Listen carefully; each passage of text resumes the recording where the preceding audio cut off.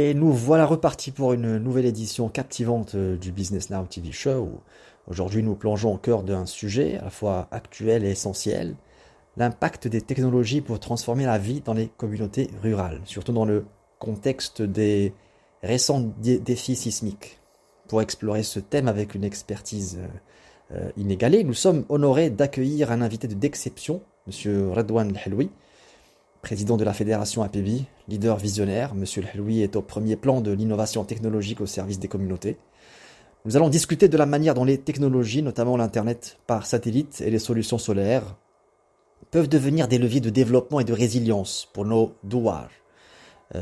Monsieur El bienvenue dans notre programme Now on Top Stories et merci d'être avec nous pour partager vos précieuses perspectives. Alors, Monsieur El votre initiative de fournir des kits satellitaires et solaires dans les douars touchés par le séisme est impressionnante. Pourriez-vous nous éclairer sur la manière dont ces technologies, en particulier l'Internet satellitaire, jouent un rôle clé dans la reconstruction de ces zones? Des exemples concrets sur les bénéfices pour les habitants pourraient-ils illustrer vos propos, Redouane El? Oui, bonjour, Redouane Helloui, donc président de la fédération APB, la fédération des technologies de l'information, des télécommunications et de l'offshoring. Nous avons, dès le lendemain du séisme, mis en place une cagnotte dès le lendemain matin. Une cagnotte, nous ne savions pas à quoi elle allait servir tout de suite, certainement pour donner des produits de première nécessité, mais on a vu que le gouvernement marocain, tabarakallah, il a très très vite réagi. Dans les heures qui suivent, on a vu l'élan de solidarité où les gens avaient apporté donc de la nourriture, des tentes, des vêtements. Et au fil des heures qui se passaient, nous avons donc opté avec les membres de la fédération d'apporter donc un produit de première nécessité technologique, à savoir la télécommunication, la communication. Et donc l'Internet par Wi-Fi. Donc on sait pertinemment que les douars sont des zones assez souvent blanches, à savoir pas très bien desservies en termes de connexion euh, Internet avec de la data, donc connexion GSM, mais pas forcément de la 4G, du haut débit. Donc donc c'est là où en fait on a, avec nos membres, réfléchi à un kit complet, complètement autonome en termes d'alimentation en énergie solaire. Et donc nous avons offert, donc depuis donc, le week-end dernier, nous sommes à 8 installations, la plupart du temps dans des écoles, sur des écoles, pour pouvoir fournir une connexion Internet, donc une reconnexion sociale.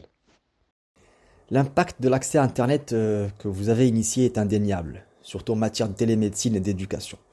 Pouvez-vous nous partager des témoignages ou des histoires vécues qui démontrent l'effet positif de cette connectivité sur la vie des habitants des douars?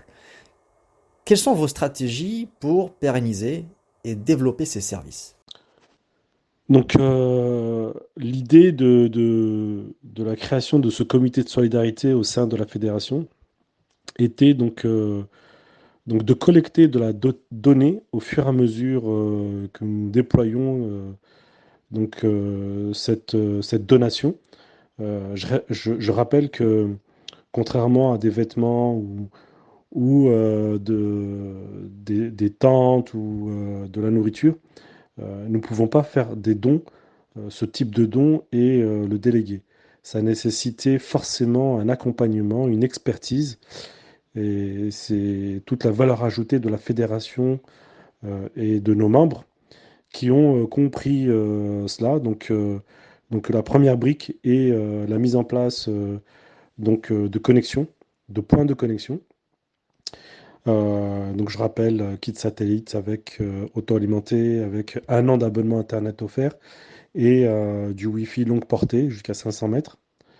Et donc l'idée c'est de mettre en place des pilotes pour desservir des services euh, dans le domaine de la santé, par exemple de la télémédecine On sait pertinemment que les douars sont très loin des hôpitaux et des médecins, et nous voulons initier un pilote avec nos membres. Donc nous ne l'avons pas encore fait, nous réfléchissons actuellement pendant la phase de déploiement. Il y a d'autres douars sur lesquels nous sommes en train de déployer pour mettre en place ce type de service, par exemple.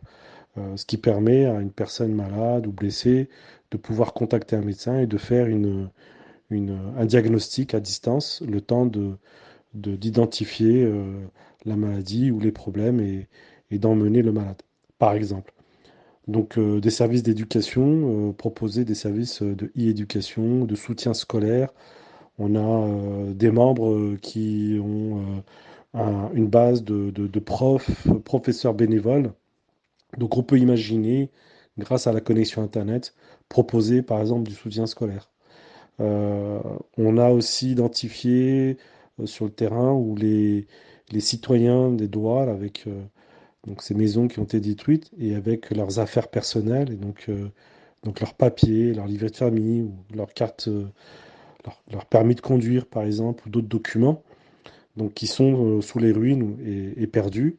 Donc on peut imaginer des services e-gov qui permettraient de faciliter ces démarches administratives sans se déplacer, surtout dans ces zones qui sont très reculées.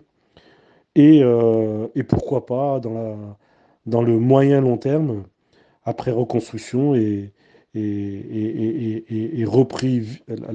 reprise de la vie quotidienne. Donc c'est des gens qui travaillent dans l'agriculture, qui ont des produits de terroir ou qui fabriquent des produits artisanaux. Et donc, les aider à mieux vendre avec des services type e-business ou marketplace. Et aussi, on sait qu'il y a pas mal de tourisme, les aider à mieux vendre, à les accompagner. Donc, on voit bien que la connexion Internet, finalement, elle est vitale pour ces habitants-là. Votre vision des smart douars est captivante. Comment envisagez-vous de concrétiser ce projet avec des solutions numériques ciblées? Des exemples de projets en cours pourraient-ils illustrer comment ces technologies créent de nouvelles opportunités économiques et améliorent la qualité de vie des habitants, Redouane El Helloui?